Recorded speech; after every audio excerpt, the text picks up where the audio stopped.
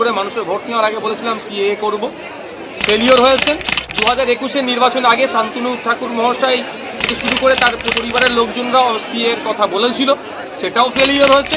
2024 নির্বাচন এসছে, শান্তনু ঠাকুর মহাশয়কে হয়তো আবার নতুন জিতার ইচ্ছা গিয়েছে, সেই জন্য কথা বলছে। তবে আজকের ডেটে কি মতুয়া ভাইরা দেশের নাগরিক নয়?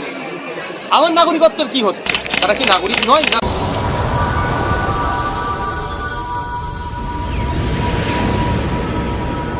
জাত হয় না, ঠিক রক্তেরও কোনো রাজনৈতিক রং আমরা লাগতে দেবো না।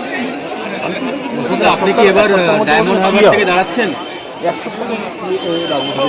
শান্তনু ঠাকুর মহাশয় 2019 সালের আগেও বলেছিলেন, ভোটটা নেওয়ার আগে মতুয়া ভাই থেকে শুরু করে মানুষের ভোট নেওয়ার আগে বলেছিলাম সিএএ করব, ফেলিওর হয়েছেন।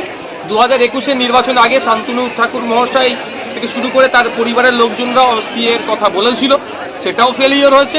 2024 নির্বাচন এসছে, শান্তনু ঠাকুর মহাশয়কে হয়তো আবার নতুন জিতার ইচ্ছা গিয়েছে, সেই জন্য কথা বলছে। তবে একটা কথা বলি, শান্তনু ঠাকুর মহাশয় মতুয়া সমাজের মানুষ, তিনি একজন ধর্মগুরুও বটে তারা তাদের পরিবারে। তো আমি শুধু এইটুকুই জানতে চাই, আজকের ডেটে কি মতুয়া ভাইরা দেশের নাগরিক নয়?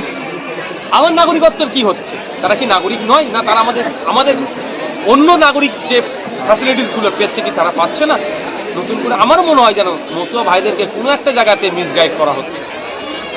আপনি কি এবার ডায়মন্ড হারবার থেকে দেখুন, ইতিপূর্বে আমি বলেছি আমার প্রশ্ন আমি জানিয়েছি, ইচ্ছে হয়েছে মৌসুমী ব্যানার্জির বিরুদ্ধে আমি কন্টেস্ট করব। তার জন্য আমি মানসিকভাবে প্রস্তুত আছি এবং কয়েকটা প্রোগ্রামও করলাম।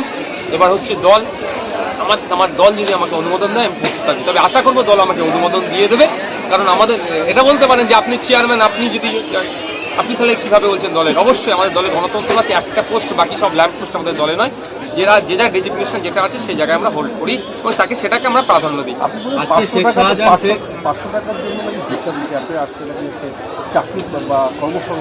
হ্যাঁ, দেখুন, প্রোডাক্টিভ আর আনপ্রোডাক্টিভ, রাজ্য সরকার যে কাজটা করছেন 500,000 টাকা দিয়ে, এটা আনপ্রোডাক্টিভ।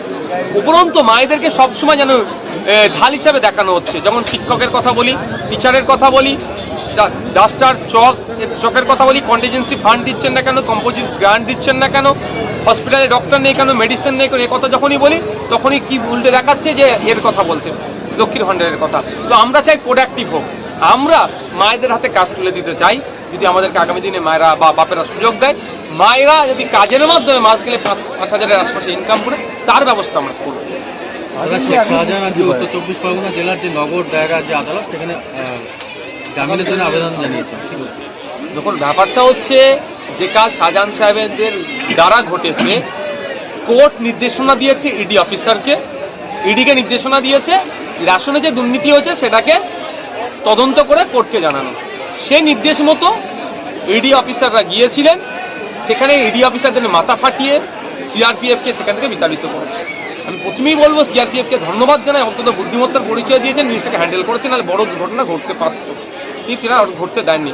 কিন্তু যে অন্যায় কাজ করেছেন, যেখানেই যাক না কেন, আমার মনে হয় সুপ্রিম কোর্টে গেলেও তিনি জামিন পাবেন না, তিনি যেতেই পারে।